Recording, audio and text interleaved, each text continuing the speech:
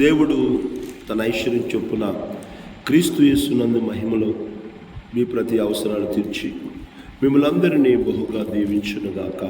ఆమేన్. విశేషమైన తన కృపచేత దేవుడు నింపి మిమ్మల్ని నడిపించునుగాక. ఆమేన్. దేవుడైన యెహోవా మీకును మీ కుటుంబాలకు తోడై ఉండి మీ కార్యములన్నిటినీ సఫలపరచునుగాక. ఆమేన్. దేవుని బిడ్డలారా, ఈ ఉదయకాల సమయంలో చదవబడిన భాగంలో నుంచి కొన్ని మాటలను మనం జ్ఞాపకం చేసుకుందాం. ఆమోసు గ్రంథము 9వ అధ్యాయము 5వ వచనాన్ని మనం చదివినట్లయితే, ఆయన సైన్యములకు అధిపతి యెహోవా ఆయన భూమిని మొత్తగా అది కరిగిపోవును, అందులోని నివాసులందరూ ప్రలాపింతురు, నైలు నది వలెనే అది అంతయు ఉబుకుచుండును, ఐగుప్తు దేశపు నైలు నది వలనే అది అణిగిపోవును. దేవుని బిడ్డలారా, ఈ చదవబడిన భాగంలో నుంచి కొన్ని మాటలు మనం జ్ఞాపకం చేసుకున్నట్లయితే, దేవుడు మరి ఆనాటి ఇశ్రాయేలు ప్రజల యొక్క పాపమును బట్టి వారికి కలగబోయే శిక్షలను గురించి దేవుడు తెలియపరుస్తూ ఉన్నాడు, తీరుస్తూ ఉన్నాడు. ఏ విధంగా ఆ ప్రజలు దేవుని యొక్క తీర్పును ఎదుర్కొంటారో, వారికి ఏ విధమైన శిక్ష కలుగుతుందో దేవుడు ఇవన్నీ కూడా తెలియజేస్తున్నట్లు మనం చూస్తూ ఉన్నాం. దేవుని బిడ్డలారా, మరి ఈ భాగంలో మనం గమనించినట్లయితే దేవుడు మొట్టమొదటిగా గమనించినట్లయితే దేవుడు సర్వశక్తిమంతుడు అనే విషయం గురించి ఈ యొక్క ఆమోసు ద్వారా దేవుడు తెలియజేస్తూ ఉన్నాడు. సైన్యములకు అధిపతి యెహోవా అనే పేరు దేవుని సర్వాధికారాన్ని తెలియజేస్తుంది. ఆయన భూమి సమస్త సృష్టిపై అధికారము కలిగిన వాడు. ఆయన సమస్తము కూడా, ఈ లోకములో ఉన్న సర్వ సృష్టి కూడా సమస్తము కూడా ఆయన అధికారమునకు లోబడి ఉన్నవి. అన్నిటి మీద ఆయనకు అధికారం కలదు. సర్వాధికారము కలిగిన దేవుడు ఆయన. అందుకని ఇక్కడ రాయబడిన మాట మనం చూసినట్లయితే, ఆయన సైన్యములకు అధిపతి యెహోవా ఆయన భూమిని మొత్తగా, ఆయన భూమి మీద, ఈ భూలోకములో ఉన్న సర్వ సృష్టి మీద, ఆకాశముల మీద కూడా ఆయన అధికారం కలిగిన వాడు. దేవుని బిడ్డలారా గమనించండి, ఆకాశం నుండి ఆయన వర్షాన్ని కుమ్మరించగలడు. ఆయన ఆజ్ఞ ఇవ్వగా తుఫాను కలుగును అని వాక్యం చెబుతాం. దేవుని బిడ్డలారా, యెహోషువ అనే నాయకుడు ప్రార్థన చేసినప్పుడు ఆయన సూర్యులను చంద్రులను ఆపివేశాడు, ఆకాశములో ఆపివేశాడు. ఆయన సర్వ అధికారం కలిగిన దేవుడు. ఆయన భూమి మీద, ఈ లోకంలో ఉన్న సర్వ సృష్టి మీద దేవునికి అధికారం కలదనే విషయాన్ని మనం గమనించవలసిన వారమైన కీర్తనాకారుడైన దావీదు 24వ కీర్తనలో 1వ చరణాన్ని మనం చదివినట్లయితే, భూమియు దాని సంపూర్ణతయు లోకమును దాని నివాసులను యెహోవాయే, ఆయన సముద్రం మీద దానికి పునాదులు వేసెను. సమస్తము కూడా దేవునివే, సమస్తము కూడా దేవుడు కలుగజేసినవే, సమస్తము మీద ఆయన అధికారం కలిగిన వాడు. సర్వశక్తిమంతుడు ఆయన. దేవుడు సర్వశక్తిమంతుడు అనే విషయాన్ని మనం గుర్తుంచుకోవాలి. ఆయనకు అసాధ్యమైనది ఏది లేదు. నీ దేవుడైన యెహోవాకు అసాధ్యమైనది ఏదైనా ఉన్నదా? సర్వము, ఈ సర్వము కూడా, సర్వ సృష్టి యావత్తు కూడా దేవునికి లోబడుతూ ఉన్నాయి. దేవుని ఆజ్ఞలకు లోబడి నడుచుకుంటున్నట్లు మనం చూస్తూ ఉన్నాం. కనుక దేవుని బిడ్డలారా, దేవుడు సర్వశక్తిమంతుడు. ఆయనకు అన్నిటి మీద అధికారము కలదనే విషయాన్ని మనం గుర్తుంచుకోవాలి. 95వ కీర్తనలో కూడా 3-4 చరణాలు మనం చదివినట్లయితే, కీర్తనాకారుడు అక్కడ చెబుతున్నారు, యెహోవా మహాదేవుడు, దేవతలందరికీ పైన మహాత్యము గల మహారాజు, భూమ్యాగాధ స్థలములు ఆయన చేతిలో ఉన్నవి, పర్వత శిఖరములు ఆయనవే, సముద్రము ఆయనది, ఆయన దాన్ని కలుగజేసెను, ఆయన హస్తములు భూమిని నిర్మించెను. దేవుని బిడ్డలారా గమనించండి, ఇక్కడ కీర్తనాకారుడు చెప్తున్న మాటలు సర్వము కూడా దేవునిదే అని తెలియజేస్తున్నాడు. భూమి కలుగజేసింది ఆయనే, సముద్రములను కలగజేసింది ఆయనే. దేవుని బిడ్డలారా, ఆయన మహాత్యము కలిగిన దేవుడని, పర్వత శిఖరములన్నీ కూడా ఆయనవేననే విషయాన్ని మనం గుర్తుంచుకోవాలి. కనుక దేవుడు సర్వశక్తిమంతుడు.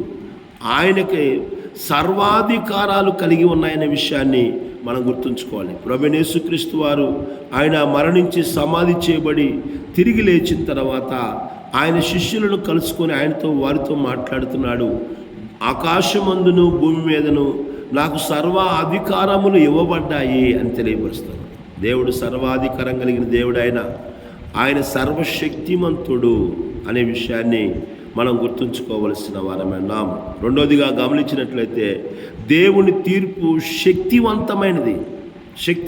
ఎంతటి శక్తి అంటే భూమిని కదిలిస్తూ ఉంది, భూమిని కదిలించేదిగా ఉంది. ప్రవక్త అయిన ఆమోసు ద్వారా దేవుడు తెలియజేస్తున్న ఆ యొక్క మాటలను గమనించినట్లయితే దేవుని బిడ్డలారా సైన్యం ఆయన భూమిని మొత్తగా అది కరిగిపోవును, అందులోని నివాసులందరూ ప్రాలాపింతులు నైల్ నది వలె అది అంతయు ఉబుకుచుండు, ఐగుప్తు దేశపు నది నైల్ నది వలనే అది కరిగిపోవును, అణగిపోవును. దేవుని బిడ్డలారా గమనించండి, దేవుడు భూమిని ముట్టినప్పుడు అది కరిగిపోవటం అనే దానిని గురించి మనం గమనించినట్లయితే ఆయన తీర్పు ఎంత భయంకరమైనదో శక్తివంతమైనదో గుర్తుంచుకోవాలి మనం. ఆయన తీర్పు తీరుస్తున్నప్పుడు భూమి అంట కదిలించబడింది, మట్టిలాగా కరిగిపోయిందంట. అది కరిగిపోయి పోవటం అనేది మనం చూస్తూ ఉన్నాం. దేవుని బిడ్డలారా, దేవుని తీర్పు చాలా శక్తివంతమైనది అనే విషయాన్ని మనం గుర్తుంచుకోవాలి. నాహూము గ్రంథంలో 1వ అధ్యాయము 5-6 వచనాలు మనం చదివినట్లయితే అక్కడ దేవుని వాక్యము, ఆయనకు భయపడి పర్వతములు కంపించును, కొండలు కరిగిపోవును, ఆయన ఎదుట భూమి కంపించును, లోకమును అందరి నివాసులందరూ వణుకుదురు. ఆయన ఉగ్రతను సహించగలవాడెవడు? ఆయన కోపాగ్ని ఎదుట నిలవగలిగిన వాడెవడు? ఆయన కోపము అగ్ని వలె పారును, ఆయన కొండలను కొట్టగా అవి బద్దలే అయ్యును. గమనించిన దేవుని బిడ్డలారా, దేవుని వాక్యము పర్వతములు చూడండి, ఇక్కడ నాహూము ప్రవక్త చెబుతా ఉన్నాడు, పర్వతములు కంపించిపోతాయి, కొండలు కరిగిపోతాయి, ఆయన ఎదుట భూమి కంపింతును. దేవుడు ఎంత శక్తివంతమైన, ఆయన తీర్పులు శక్తివంతమైనవి. ఇవన్నీ కదిలించబడుతున్నాయి. ఏ మనుషుడికి కూడా ఇటువంటి శక్తి లేదు. కొండను కదిలించగలిగిన శక్తి ఎవరికి లేదు, పర్వతములను కదిలించగలిగిన శక్తి ఎవరికి లేదండి, భూమిని కంపించగలిగిన శక్తి ఎవరికి లేదు. ఎవరికి ఉందంటే దేవునికి మాత్రమే అటువంటి శక్తి ఉందనే విషయాన్ని మనం గుర్తుంచుకోవాలి. దేవుని తీర్పు గంభీరమైనది. ఆయన తీర్పు తీర్చినప్పుడు కొండలు, పర్వతములు, భూమి ఇవన్నీ కూడా కరిగిపోవటము, కదిలిపోవటము ఇవన్నీ జరుగుతాయని ఆమోసు ద్వారా దేవుడు తెలియజేస్తా ఉన్నాడు. కనుక దేవుని తీర్పు చాలా శక్తివంతమైనదనే విషయాన్ని మనం గుర్తుంచుకోవాలి. దేవుని బిడ్డలారా, మూడోదిగా గమనించినట్లయితే దేవుని ముందు మనిషి బలహీనుడు అనే విషయాన్ని గుర్తుంచుకోవాలి. చాలామంది అనుకుంటారు, నేను దేవుని కంటే బలాఢ్యునండి అనుకుంటారు కొంతమంది. దేవుని బిడ్డలారా, దేవుని కంటే బలమైన వాడు ఈ లోకంలో ఎవడూ లేడు. దేవుని ముందు ప్రతి మనిషి కూడా బలహీనుడే అనే విషయాన్ని గుర్తుంచుకోవాలి. దేవుని బిడ్డలారా, మనిషి తన శక్తిపై ఆధారపడినా దేవుని అధికారాన్ని ఎదుట నిలవలేడు. దేవుని శక్తి ఎదుట ఎవడు నిలబడలేడు. అందుకని నాహూము అంటున్నాడు, ఆయన కోపాగ్ని ఎదుట ఎవడు నిలవగలడు, ఆయన ఎదుట ఎవడు నిలవగలడు అని దేవుని మాటలు మనకి తెలియజేస్తూ ఉన్నాయి. దేవుని బిడ్డలారా, నెబుకద్నెజరు అనే రాజు కూడా తన జీవితంలో నేను దేవుని కంటే గొప్పవాడిని అనుకొని తన కళ్ళు నెత్తి మీదకి ఎక్కాయండి. ఈరోజు కొంతమందికి ఆస్తి ఉంటే, అధికారం ఉంటే, పదవి ఉంటే, బలం ఉంటే, బలగం ఉంటే అనేకులు కూడా నెబుకద్నెజరు లాగే ఉంటున్నారు. మాకంటే గొప్పవాడేవాడు, దేవుని కంటే కూడా మేమే గొప్పవాళ్ళం అనుకునే అలాంటి ఒక తప్పుడైన అభిప్రాయాన్ని కలిగి ఉంటున్నారు. దేవుని బిడ్డలారా, నువ్వెంత అధికారం కలిగినా, నువ్వెంత బలం కలిగినా దేవుని కంటే శక్తిమంతుడు కాదనే విషయాన్ని గుర్తుంచుకోవాలి. చూడండి, దానియేలు గ్రంథము 4వ అధ్యాయం 35వ వచనం మనం చదివినట్లయితే, భూనివాసులందరూ ఆయన దృష్టికి ఎన్నికకు రానివారు, ఆయన పరలోక సేన ఎడలను భూనివాసుల ఎడలను తన చిత్తము చొప్పున జరిగించువాడు ఆయన చేయి పట్టుకొని నీవేమి చేయుచున్నావని ఆయనతో చెప్పుటకు ఎవడును సమర్థుడు కాడు.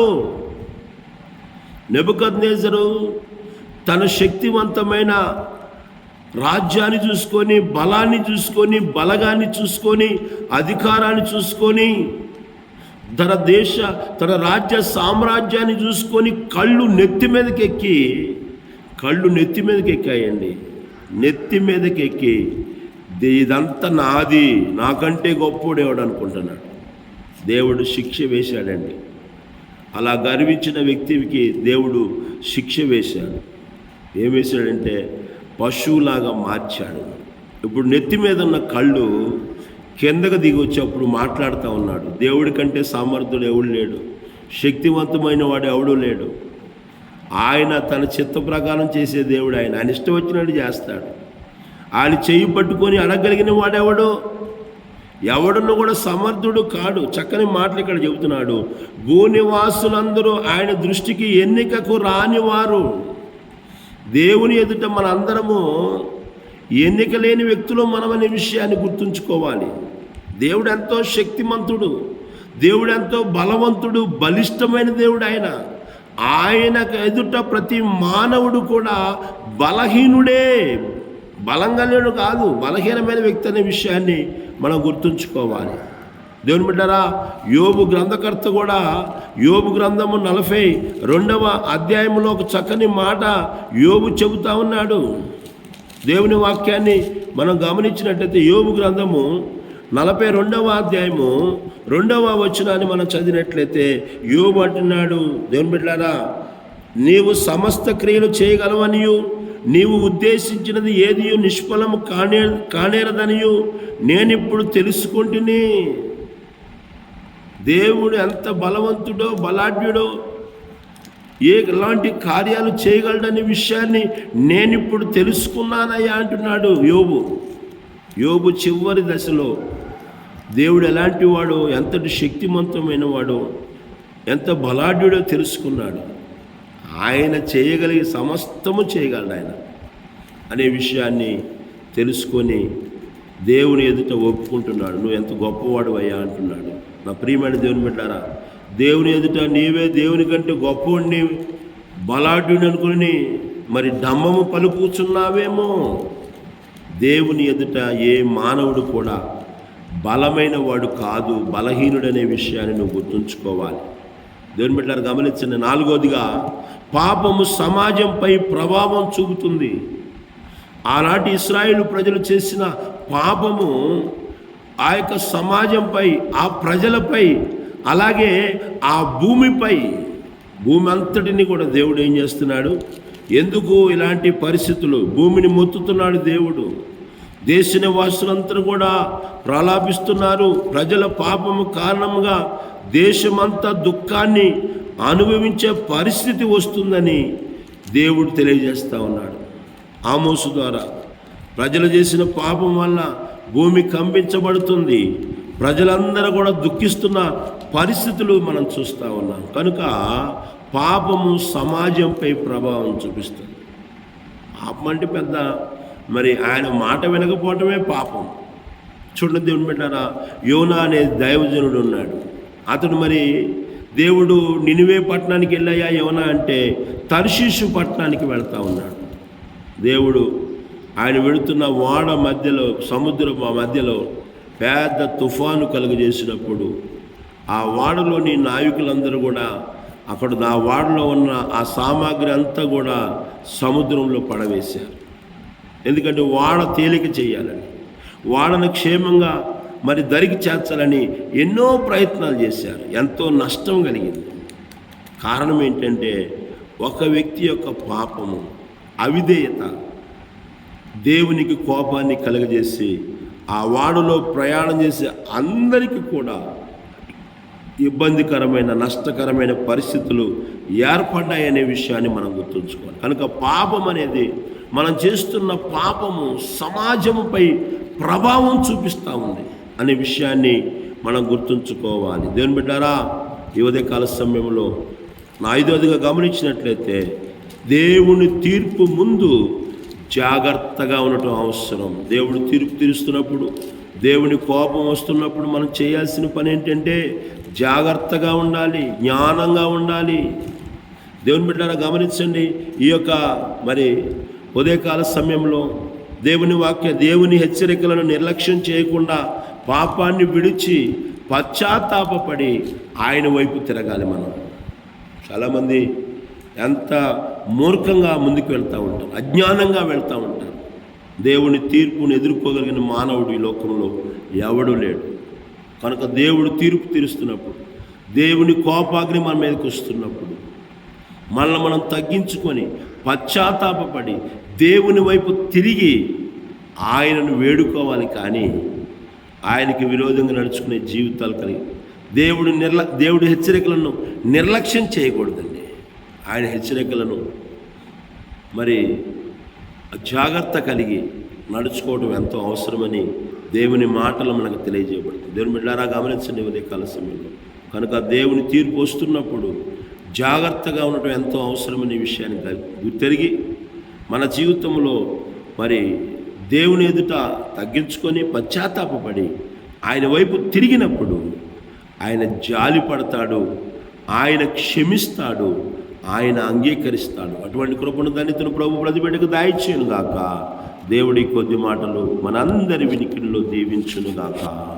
ఆమేన్, ఆమేన్.